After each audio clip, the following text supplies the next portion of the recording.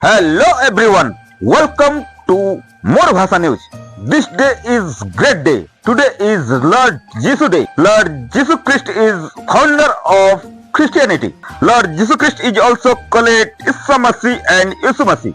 Lord Jesus Christ is also considered the Son of God. He was born Bethlehem into Joseph family. His father name Joseph and mother's name was Miriam. Lord Jesus Christ taught the world love, peace, kindness and brotherhood. Lord Jesus Christ was falsely accused by his opponent and rulers. Jesus Christ was hanged on cross with a nail stick in his hand and feet. Lord Jesus Christ also forgives those who hanged him on the cross. Christmas Day is celebrated every year on 25th December, his birthday. So my friends, I wish you and your family always happiness and fulfillment. Merry Christmas from More Bhasa News. Everyone writes.